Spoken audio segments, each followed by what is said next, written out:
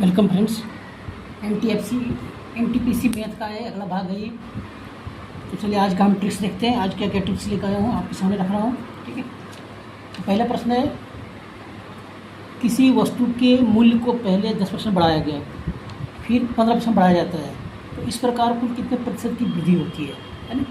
तो आपने देखा होगा कि लाभ और हानि में इस तरह के प्रश्न एग्जाम में हमेशा पूछा जाता है कि पहले 10% बढ़ाया जाता है और बाद में 15% बढ़ाया जाता है ना।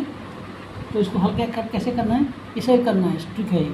पहले 10 + 15 करना है, फिर क्या करना है, फिर आपको 10 और 15 को मल्टीप्लाई कर देना है। पहले प्रश्न लिख देना है, बाद में मल्टीप्लाई बटे 100 कर देना है। ठीक है, अभी 10 और 15 कितना होता है तो 25 हो जाता है।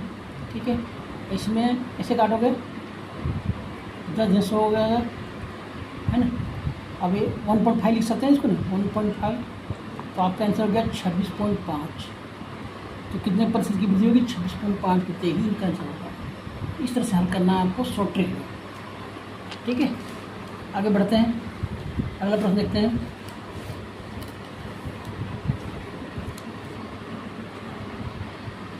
अगला प्रश्न है, किसी वस्तु के मूल्य को, है ना, किसी वस्तु के मूल्य को कितना बढ़ाकर रखा जाए।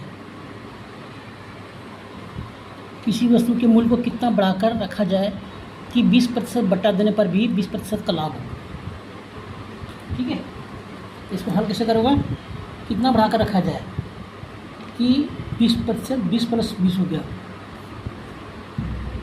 है ना, 20 + 20 हो गया, 20 और नीचे 100 - 20 कर देना है।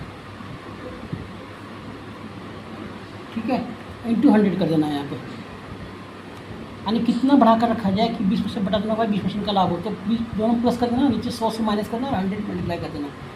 अब देखो 20 से 40 हो जाएगा, अब नीचे हो जाएगा, या 100 लिख दो, नीचे हो जाएगा 80, तो 40 में 80, 2 से 50 काट जाएगा, यानी 50%। ये ट्रिक इस तरह से है जैसे 2% में नहीं आता है कि इसका वेतन इस वेतन से ज़्यादा, इसकी उम्र इससे ज़्यादा, इस तरह के बनेंगे ये ट्रिक, है ना। इस तरह से आपको हल करना है। अगला टिप देखते हैं। अगला ट्रिक है, अगला क्वेश्चन है, किसी वस्तु के मूल्य को पहले 20% बढ़ाया जाता है, फिर 20% कम कर दिया जाता है, तो कुल कमी या वृद्धि क्या होगी, है ना। तो अगर इस तरह से प्रश्न होगा तो आपको क्या करना है, इस तरह का प्रश्न होगा ना, सीधे 20 स्क्वायर कर देना है यहाँ पे। ठीक है, दोनों 2 बार 20 आ गया, 20 स्क्वायर कर दो यहाँ पे, तो बटे 100 कर देना है यहाँ पे। तो 20 स्क्वायर 400 हो जाएगा यहाँ पे, बटे 100 हो जाएगा, तो ये सीधे 4% की कमी, तो ये आपका आंसर हो जाएगा। ठीक है, अब अगला प्रश्न है, चीनी के मूल्य में 20% की वृद्धि होने पर खर्च में कितने % की कटौती की जाए कि खर्च बिल्कुल ना बढ़े। तो इस तरह का प्रश्न कैसे हल करना है आपको, ये सिंपल सा प्रश्न है, परसेंटेज का है ना, इसका सिंपल से करना है। 20% की बड़ी वृद्धि होगी, 20 × 100 और बटे 120 कर देना है यहाँ पे। 1 0 से 1 0 काट दो, 2 से 2, 2 6 12 काट दो, 2 3 6 और 50, यानी 50 बटा 3 हो गया इसका। तो 16.2/3 कर देना है इसको। ये तो ईजीली है ना।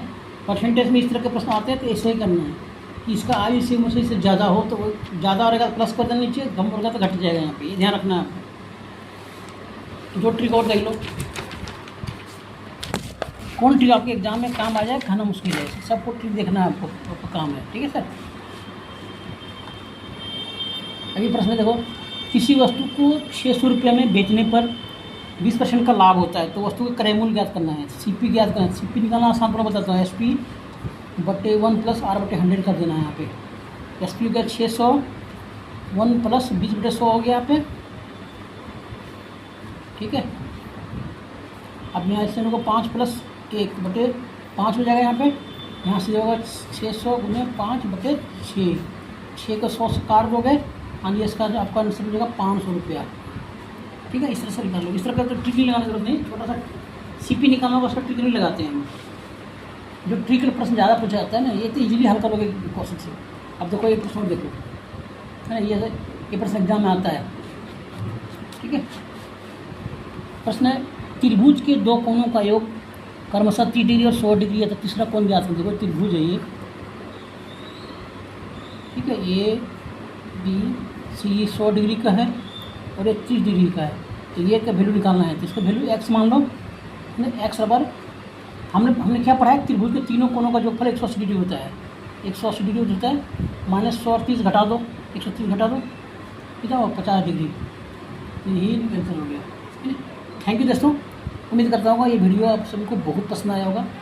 वीडियो अच्छा लगा हो तो लाइक कर लीजिएगा और हमारे चैनल को सब्सक्राइब करना बिल्कुल ना भूलना। Thank you.